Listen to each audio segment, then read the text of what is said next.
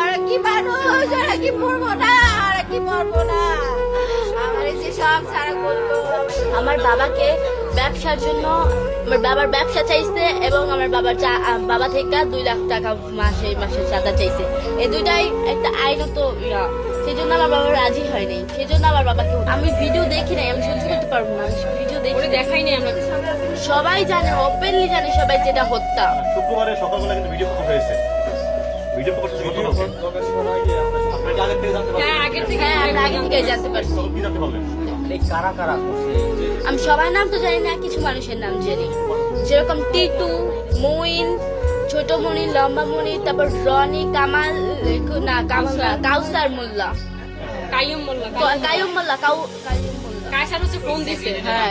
যখন আমার মামা বাসায়, ওই কাউসার ফোন দিয়ে আমার মামার বাসা থেকে বের করছে, বলছে যে তুমি তাড়াতাড়ি আসো, তুমি তাড়াতাড়ি আসো, দোকানে আসি, তুমি তাড়াতাড়ি আসো। ওনারে অনেক রকমের মানে মেন্টাল ক্রিয়েট করছে। কোশ্চেন গুলো ওকে না করে আচ্ছা, ভিডিওটা পরে প্রকাশ হওয়ার কারণটা ছিল কি? পরে হচ্ছে গিয়া আমি প্রেস ক্লাবে গিয়েছিলাম, বরগুনা প্রেস ক্লাবে। আমার কাছে তার আগে অনেক ভিডিও ছিল, হিউজ পরিমাণে ভিডিও ছিল আমার কাছে।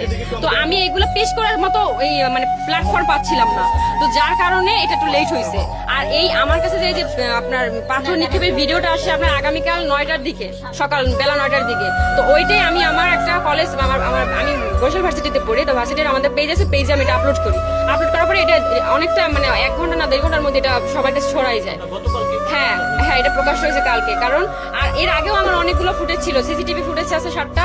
সেটা হচ্ছে কি আপনার ওই যে আমার মামার সাথে যখন অফিসে বসে কথা হয়, আমার মামারে তখনই তারা ওইখানে বসে মারামারি শুরু করছে। শুরু করার পরে আমার মামার টানা হিস্ট্রা করে বাইরে নিয়ে আসছে এবং ইট দিয়ে মাথা থাতলাই দিছে। আর এখানে একটা শুট করা হয়েছে আমার মামা, এটা কিন্তু এটা শুট করা হয় নাই। হ্যাঁ হ্যাঁ, বন্ধুত্ব ছিল। এই যে মুবিন উনি, হ্যাঁ মুহিন, উনি হচ্ছে গিয়া ওনার যে বাসার খাটটা পর্যন্ত আমার মামা কিনে দিচ্ছে। আর তারপর হচ্ছে গিয়া আপনার বাজার করে দিত, তারপর চালাইতো আমার মামা ওদের চালাইতো।